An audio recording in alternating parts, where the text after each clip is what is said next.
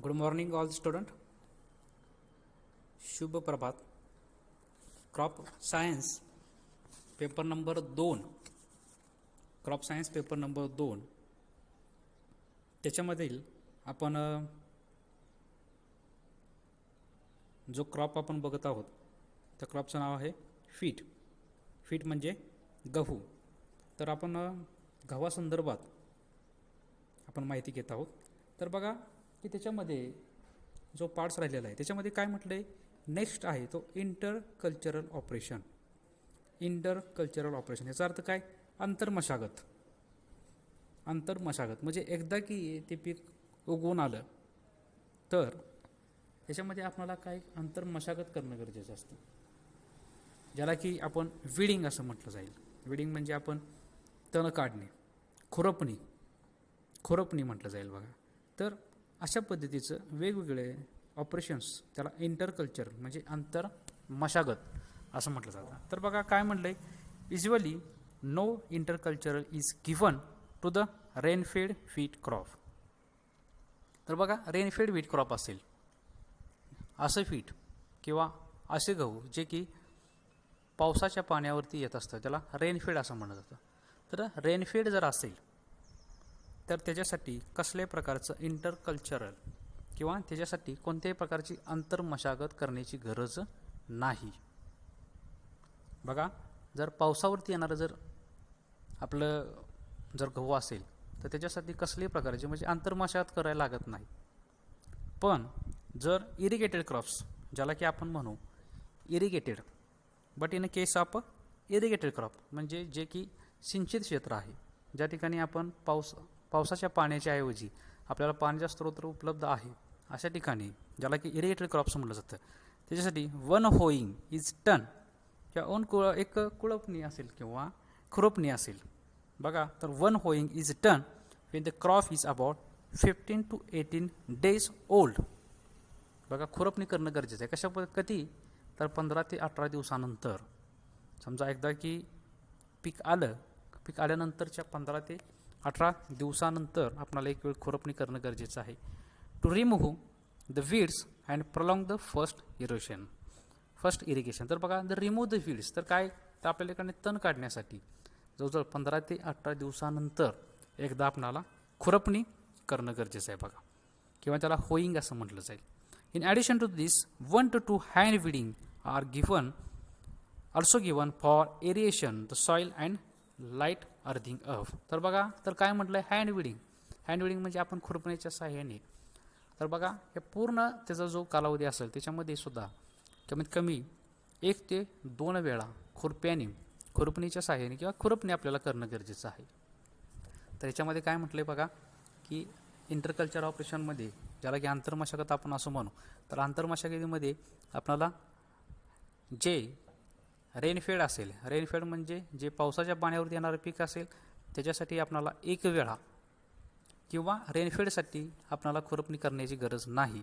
परंतु जर इरिगेटेड असेल, इरिगेटेड म्हणजे सिंचित क्षेत्र असेल किंवा ज्या ठिकाणी पाण्याचा स्रोत मुबलक प्रमाणात उपलब्ध असेल अशा ठिकाणी आपल्याला कमीत कमी 1 ते 2 वेळा हँड विडिंग म्हणजे खुरपणीच्या साह्याने किंवा खुरप्याच्या साह्याने आपणाला तण काढणं किंवा विडिंग करणं गरजेचं आहे. हे आलं इंटरकल्चर ऑपरेशन म्हणजे आंतरमशागत. त्याच्यानंतर नेक्स्ट पार्ट बघा रोटेशन म्हणजे पिकाची फेरपालट. रोटेशन या शब्दाचा अर्थ आहे पिकाची फेरपालट. तर कशा पद्धतीने पिकाची फेरपालट करणं गरजेचं आहे बघा. It is not desirable to grow wheat year after year on the same piece of land. तर बघा काय म्हटलंय, तर एक उदाहरण घ्या की समजा आपलं एक शेत आहे किंवा आपल्या एखादी ठराविक शेतीचा जो प्लॉट असेल, तर प्रत्येक वेळीस जर आपण त्या ठिकाणी कंटिन्युअसली आणि सारखं जर आपण गहूच लागवड करत असेल तर त्याच्यामुळे गव्हाचा येणारा जो दर्जा असेल तो दर्जा ढासळत जात असतो किंवा खालावत जात असतो. त्यामुळे एकाच ठिकाणी एकाच क्षेत्रावरती आपणाला सारखं गहूच लागवड करू शकत नाही किंवा अशीच पद्धतीची गव्हाची कंटिन्युअसली लागवड करणं चुकीचं आहे. त्याच्यामुळं तर काय करणं गरजेचं आहे बघा, मिक्सकडं. तर त्याच्यासाठी काय करणं, तर रोटेशन कसं घ्यावं लागेल, तर समजा खरीप सीझन आणि रब्बी सीझन असे 2 प्रकारचे सीझन आपल्या भागामध्ये आपण युजली करत असतो. खरीप आणि रब्बी. तर खरीप म्हणजे कधी पाऊस ज्यावेळेस पडतो म्हणजे जून, जुलै, ऑगस्ट, सप्टेंबर हा जो भाग असेल किंवा हा जे 4 महिने असतील या 4 महिन्याचा जो सीझन असेल त्याला खरीप सीझन असं म्हणलं जाईल. आणि त्याच्यानंतर सप्टेंबर, ऑक्टोबर, नोव्हेंबर आणि डिसेंबर तर असे हे जे 4 महिने असतील त्याला रब्बी सीझन म्हणलं जाईल. तर त्याच्यामध्ये बघा तर खरीप सीझनमध्ये आपल्याला कशा पद्धतीची फेरपालट करणं गरजेचं तर खरीपमध्ये आपल्याला मूग घ्यावं लागेल किंवा उडीद किंवा सोयाबीन. समजा जर खरीपमध्ये मूग, उडीद किंवा सोयाबीन जर घेतलं तर आपल्याला रब्बीमध्ये व्हीट म्हणजे गहू याला काय हरकत नाही. त्याच्यासोबतच काही ठिकाणी बघा खरीपमध्ये पॅडी म्हणजे भात किंवा बाजरी किंवा ज्वारी असं जर आपण खरीपमध्ये घेतलं तर रब्बीमध्ये आपण व्हीट म्हणजे गहू आपण घेऊ शकतो. तर काही ठिकाणी बघा खरीपमध्ये ग्राउंडनट म्हणजे भुईमुंग घेऊ शकतो किंवा सेसामी म्हणजे या ठिकाणी त्याला तीळ असं म्हटलं जातं. तर खरीपमध्ये आपण ग्राउंडनट म्हणजे भुईमुंग, तीळ हे जर आपण असंच पीक घेतलं तर आपण या ठिकाणी रब्बी पिकामध्ये किंवा रब्बी सीझनमध्ये आपण व्हीट म्हणजे गहू घेऊ शकतो. तर बघा ह्याला आपण काय म्हणलं जातं की पिकाची फेरपालट. तर on irrigated lands wheat is rotated with cotton, sugar cane and mustard. तर बघा हे जे आपण सांगितलेलं आहे ते आपण कधी रेनफेडमध्ये ज्या ठिकाणी पाण्याचं प्रमाणच कमी आहे, परंतु जर आपल्या ठिकाणी पाण्याचं प्रमाण प्रचंड असेल किंवा पाणी खूप प्रमाणात असेल तर आपणाला गहू असेल तर गव्हासह जी पिकाची फेरपालट करायची असेल ते आपण कॉटन म्हणजे कापसासोबत करू शकतो, शुगर केन म्हणजे ऊसासोबत करू शकतो किंवा मस्टार्ड किंवा त्यालाच आपण मोहरी म्हणू. तर या 3 पिकासोबत आपण फेरपालट करू शकतो.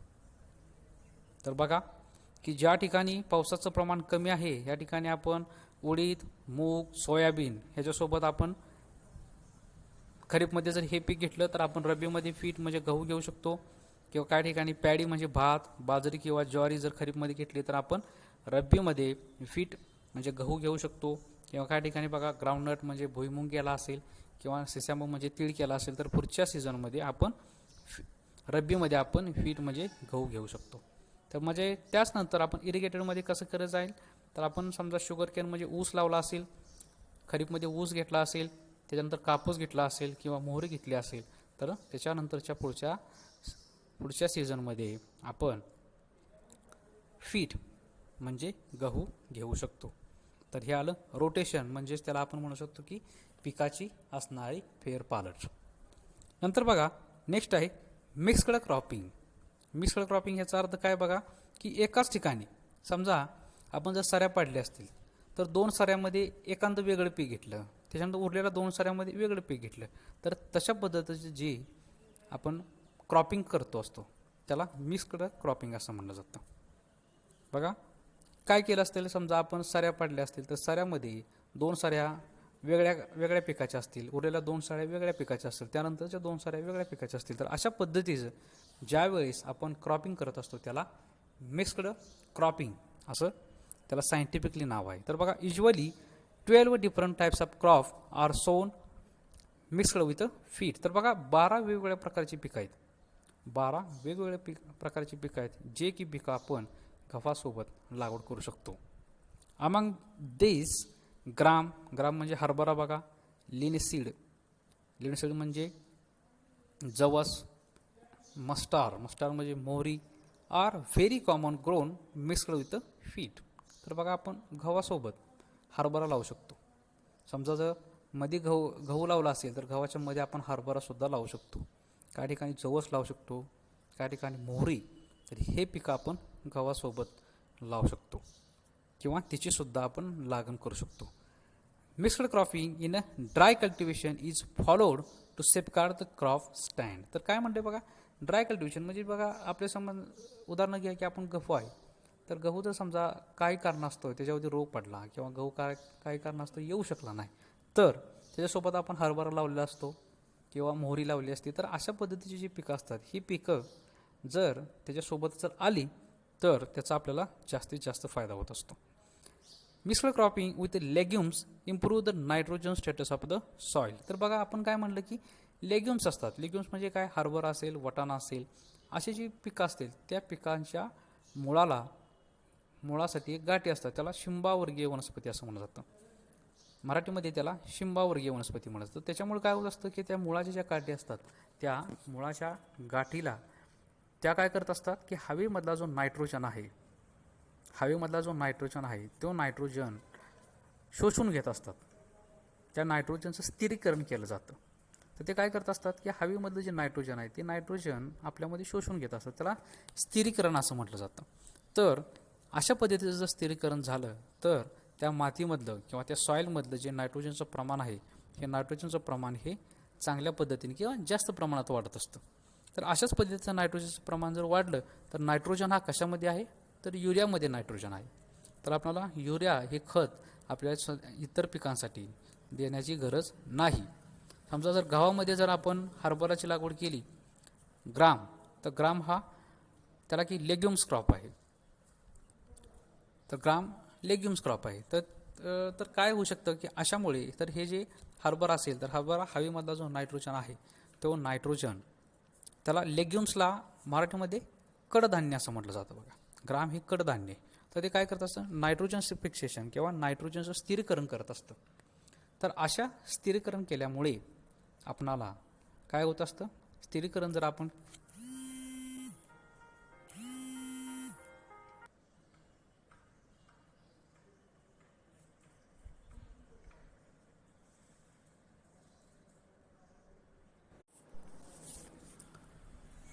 तर आपण मिक्स्ड क्रॉपिंग ज्याला की पिकांमध्ये असलेली जी मिक्सिंग असेल किंवा ज्याला आपण पिकांमधल्या दोन किंवा दोनपेक्षा जास्त पिकं एकाच वेळेस एकाच फील्डमध्ये एका क्षेत्रामध्ये घेणे त्याला मिक्स्ड क्रॉपिंग असं म्हणतात. तर आपण काय बघत होतो की लेग्युम्स असेल किंवा ज्याला की नायट्रोजन फिक्सेशन म्हणू, तर लेग्युम्स ज्याला की आपण कडधान्य म्हणू, तर कडधान्यांसोबत जर आपण पिकांचे मिक्सिंग केलं असेल तर त्याच्यामुळे काय होत असतं की कडधान्यांना ज्याला की नायट्रोजन फिक्सेशन नत्र स्थिरीकरण ज्याला असं म्हणत होतं की नत्र स्थिरीकरण होत असल्या कारणामुळे काय होत असतं की आपण जे इतर पीक घेतोय, म्हणजे समजा गव्हामध्ये जर आपण ग्राम किंवा हरभरा जर आपण लावला तर हरभरा काय करत असतं की नत्र स्थिरीकरण करत असतं किंवा हवेमधले असलेले जे नायट्रोजन आहे ते नायट्रोजन या ठिकाणी स्थिर करून आपल्यासाठी त्याचा वापर करून घेत असतं. आणि तो जो स्थिर झालेला जो नायट्रोजन आहे तोच मातीमध्ये स्थिरीकरण होत असल्या कारणामुळे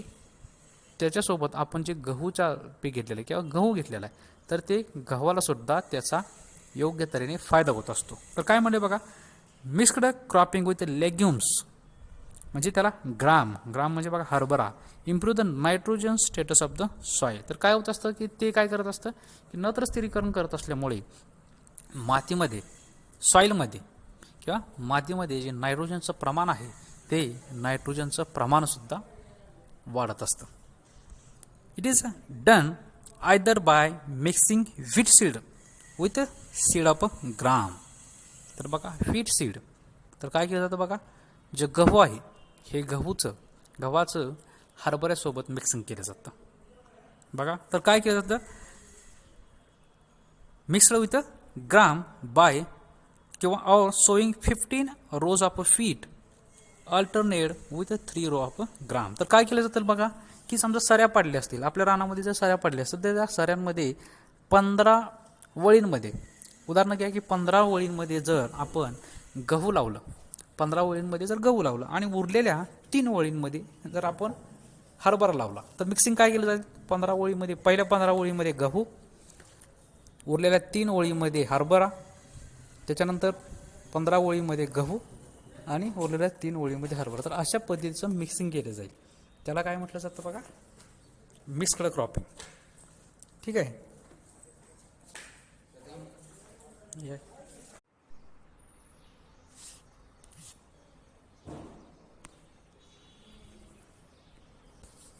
तर आपल्याला मिक्स्ड क्रॉपिंग तर कशासोबत आपल्याला मिक्सिंग करा जाईल, तर बघा फीट म्हणजे गहू असेल तर गहूचा हरभऱ्यांसोबत मिक्सिंग करणं गरजेचं आहे. हरभऱ्यासोबत म्हणजे आता ह्याच्यामध्ये काय म्हटलं की समजा 15 ओळी असतील तर 15 ओळीमध्ये गहू लावला, उरलेल्या 3 ओळीमध्ये हरभरा लावला, उरलेल्या 15 ओळीमध्ये गहू लावला, त्याच्यानंतरच्या 3 ओळीमध्ये हरभरा लावला. तर अशा पद्धतीचं आपल्याला मिक्सिंग त्याला मिक्स्ड क्रॉपिंग असं म्हटलं जातं. त्याच्यानंतर बघा नेक्स्ट पॉईंट आहे मॅन्युरिंग. मॅन्युरिंग म्हणजे काय की खतं खताची मात्रा, त्याला मॅन्युरिंग असं म्हटलं जातं. तर बघा, तर आपणाला गव्हाच्या बाबतीमध्ये आपल्याला कशा पद्धतीचं खतं देणं गरजेचं आहे.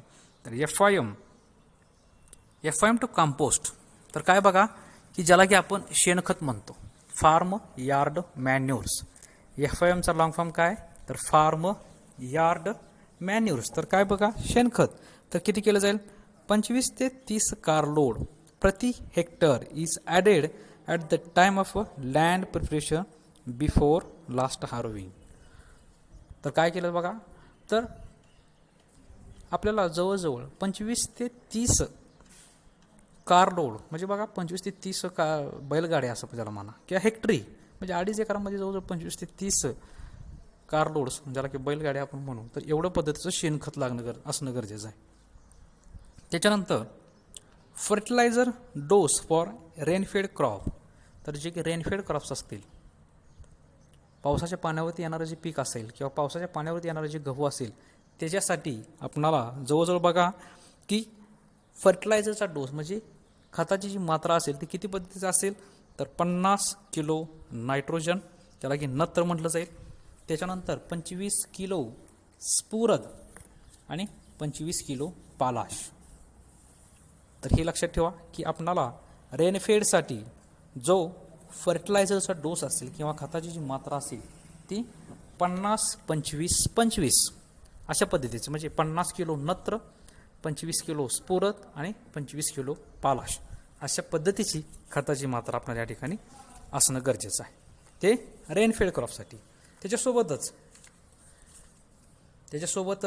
आपल्याला कशा पद्धतीचे दुसरे खताची मात्रा असणं गरजेचं आहे, ऑल NPK म्हणजे नायट्रोजन, फॉस्फरस आणि potassium dose is applied at the time of sowing in case of a rainfed crop. तर बघा की ज्यावेळेस आपण या ठिकाणी लागवड करत असतो किंवा पेरणी करत असतो, तर अशा पेरणीच्या वेळेसच, लागवडीच्या वेळेसच आपल्याला ही खताची मात्रा देणं गरजेचं आहे.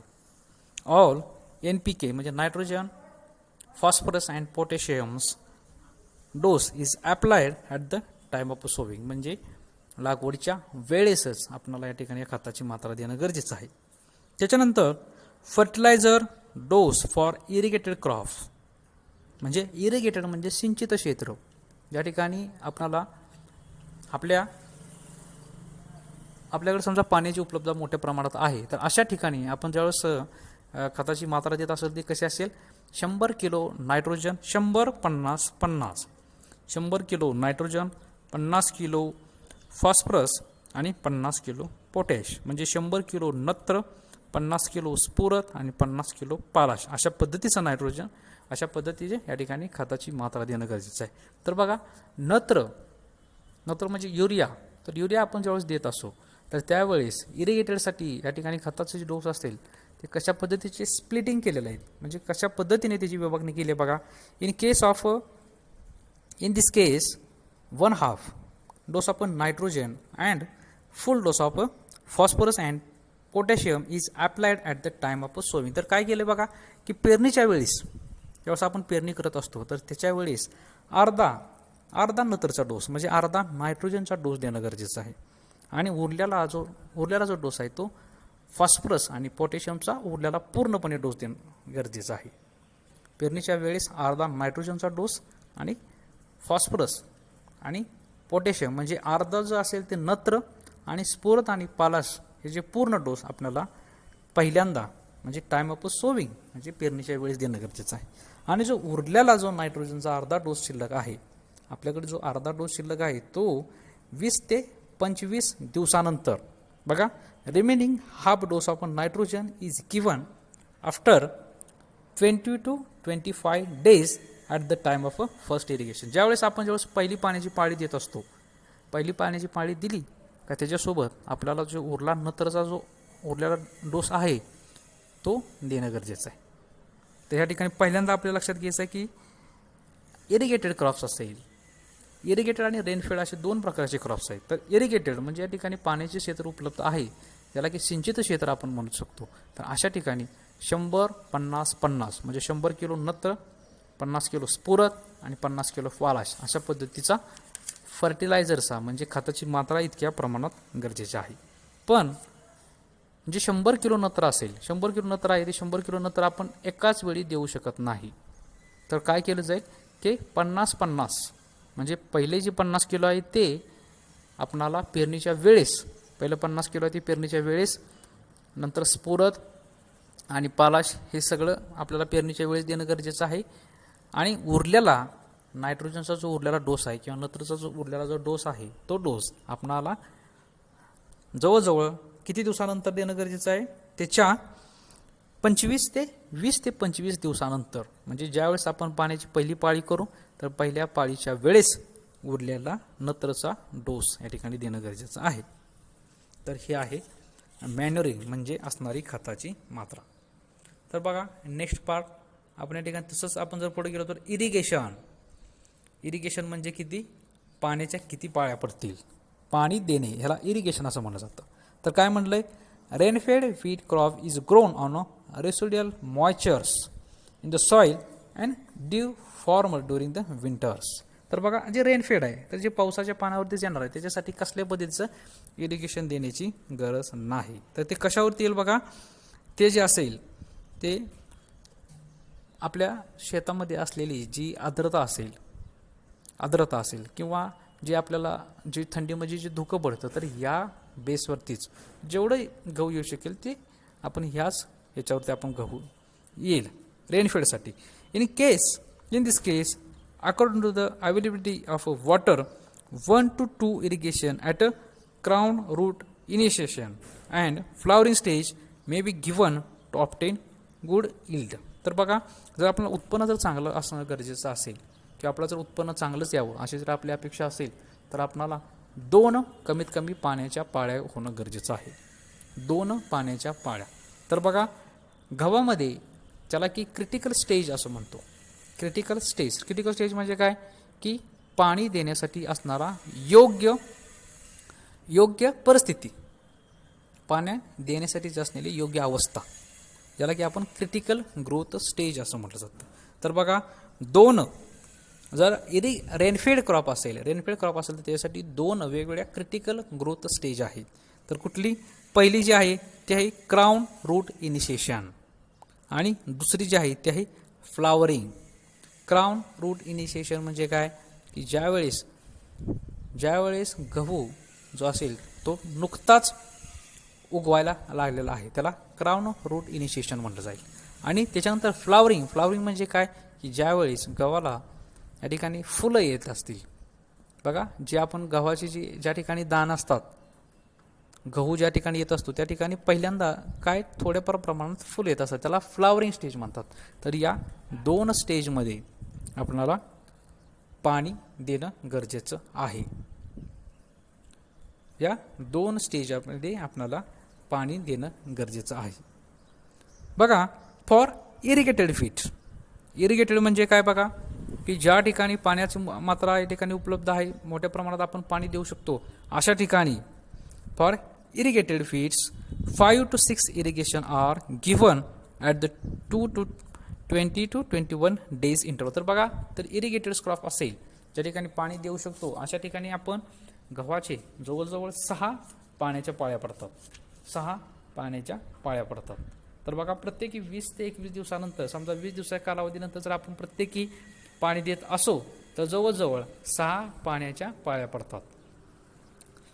First pre-soaking irrigation is given before preparation of a final seed bed to get better crop stand. तर बघा ज्यावेळेस आपण बेड तयार केलं जातं तर बेड तयार करायच्या अगोदर आपण काही वेळेस आपण या ठिकाणी पाणी देत असतो, त्याला प्री सोकिंग इरिगेशन असं म्हटलं जातं. Other irrigation are given at a critical stage of growth. This stage are, तर बघा आपण ज्याला पाणी देण्याची योग्य अवस्था ज्याला असं म्हणतो त्याला क्रिटिकल ग्रोथ स्टेज असं म्हणलं जातं. तर जे बाकीचे इरिगेशन्स असतील किंवा जे बाकीच्या पाण्याच्या पाळ्या असतील त्या वेगवेगळ्या स्टेजला. तर बघा कुठले असेल, crown root initiation. Crown root initiation म्हणजे काय बघा की ज्या वेळेस आपण एकदा की पिकाची आपण समजा एकदा की आपण पेरणी केली तर पेरणी केल्यानंतर ज्या वेळेस 20 ते 25 दिवसानंतर ज्यावेळेस गहू आपला ज्यावेळेस नुसताच उगवायला लागला असतो त्याला क्राउन रूट इनिशिएशन म्हणतात. तर क्राउन रूट इनिशिएशन या स्टेजला या अवस्थेमध्ये आपल्याला या ठिकाणी पाणी देणं गरजेचं आहे. पहिली पाण्याची पाळी यावेळेस झालीच पाहिजे. सेकंड आहे late tillering stage. Late tillering stage म्हणजे बघा एकदा तिथून पुढं ज्यावेळेस गव्हाची एक विशिष्ट अवस्था होईल, ज्यावेळेस या फांद्या असतात छोट्या छोट्याशा, त्या ज्यावेळेस निर्माण होतील किंवा त्या योग्य पद्धतीने वाढ झाली, तर अशा अवस्थेमध्ये आपल्याला या ठिकाणी पाण्याची पाळी देणं गरजेचं आहे. त्याला लेट टिलरिंग स्टेज असं म्हणतात. त्याच्यानंतर एरिंग स्टेज किंवा हेडिंग स्टेज. हेडिंग स्टेज म्हणजे काय की बघा ठराविक कालावधीनंतर गव्हाच्या या ठिकाणी बाहेर फुटवे येतात. वरचा जो भाग असतील, शेंड्याचा भाग असेल, या ठिकाणी थोडेसे हेडिंग्स तयार झालेले असतात. त्या अशा अवस्थेमध्ये पुन्हा आपल्याला या ठिकाणी पाणी देणं गरजेचं आहे. नंतर फ्लावरिंग स्टेज. फ्लावरिंग स्टेज म्हणजे काय की ज्यावेळेस आपल्याला गव्हावरती छोटीशी फुलं येऊ लागतात, ज्या ठिकाणी गव्हाचे धान्य तयार होत असतात, अशा ठिकाणी फुलं येतात, त्याला फ्लावरिंग स्टेज म्हणतात. तर अशा अवस्थेमध्ये सुद्धा आपल्याला गव्हाचा या ठिकाणी पाणी देणं गरजेचं आहे. पाण्याची पाळी झाली पाहिजे. नंतर 5 नंबर म्हणले की मिल्क और ड्रफ और ग्रेन फॉर्मिंग स्टेज. तर बघा की ज्यावेळेस धान्य तयार होत असतात, गव्हाच्या ज्या पाकळ्या असतील ज्याला की शीत आपण म्हणू, तर अशा ठिकाणी ज्यावेळेस धान्य तयार होत असतात, अशा वेळेस 5वं इरिगेशन या ठिकाणी म्हणजे 5वी पाण्याची पाळी होणं गरजेचं आहे. आउट ऑफ दिस तर बघा ह्या ठिकाणी ज्या 5 पाळ्या होतात, तर बघा पहिली काय म्हणते CRI म्हणजे क्राउन रूट इनिशिएशन. नंतर नेक्स्ट जे आहे जी पुढची स्टेज आहे त्याला लेट टिलरिंग स्टेज म्हटलंय. ज्यावेळेस फांद्या तयार होतात, छोटे छोटेसे आलेले असतात, त्याला लेट टिलरिंग स्टेज म्हणलं जाईल. हेडिंग स्टेज किंवा एरिंग स्टेज म्हणलं जातील. नंतर 4 नंबर आहे फ्लावरिंग स्टेज. फ्लावरिंग म्हणजे या ठिकाणी फुलं ज्यावेळेस येत असतात, अशा वेळी सुद्धा इरिगेशन चंपाची पाणी देणं गरजेचं आहे. आणि 5वा असेल ते म्हणजे मिल्क स्टेज किंवा ग्रेन फॉर्मिंग स्टेज म्हणजे या ठिकाणी ज्यावेळेस धान्य तयार होतात, अशा वेळेस आपण या ठिकाणी गव्हाला पाणी देणं गरजेचं आहे. तर हे आलं इरिगेशन ऑफ फीट. नंतर बघा ह्याच्यामध्ये आपल्याला या ठिकाणी जे सांगायचं महत्त्वाचं पार्ट आहे ते असं आहे की out of this CRI stage बघा क्राउन रूट इनिशिएशन ही जी स्टेज असेल, ही जी अवस्था असेल, ही सर्वाधिक जास्त इम्पॉर्टंट म्हणजे सर्वाधिक जी महत्त्वाची अवस्था असेल ती आहे crown root initiation. Out of this CRI stage is the most critical stage of for irrigation in the feet. तर बघा CRI स्टेज असेल म्हणजे क्राउन रूट इनिशिएशन ही जी अवस्था असेल ही सर्वाधिक महत्त्वाची असणारी अवस्था आहे. Is a most critical stage for irrigation in a feet. तर बघा काय असतं क्राउन रूट इनिशिएशन ज्यावेळेस असेल ही जी अवस्था आहे ती सर्वाधिक महत्त्वाची. म्हणजे ज्यावेळेस आपण या ठिकाणी लागवड झाली, तर लागवड झाल्यानंतर 20 ते 25 दिवसानंतर ज्यावेळेस आपल्याला गव्हासाठी पाणी देणं, ज्याला की गहू जर समजा एक थोडंसं छोटे जोमात आलं असेल किंवा जरा हाताच्या बोटा एवढं जर अवस्था इथंपर्यंत जर ते उगवून आलं असेल, अशा वेळेस आपल्याला या ठिकाणी पाणी देणं गरजेचं आहे. Because of any shortage of moisture at this stage result in a less tillering formation of a small ear heads आणि great reduce in the yield. तर काय होत असतं की बघा एक ठराविक एक बोटभरचं समजा या ठिकाणी गव्हाची ज्यावेळेस उंची येते, अशा वेळेस आपल्याला पाणी देणं गरजेचं आहे. जर अशा वेळेस जर आपण पाणी गव्हाला दिलं नाही, तर त्याच्यामुळे काय होत असतं की त्याच्यामुळे ज्या गव्हाला बाकीच्या ज्या फांद्या फुटणार असतात त्या फांद्या योग्य तऱ्हेने फुटत नाहीत आणि याच्यामुळेच काय होत असतं की इट रिड्यूस द यील्ड. याच्यामुळे काय होत असतं की उत्पन्नाचं प्रमाण जे आहे ते कमी होऊन जात असतं.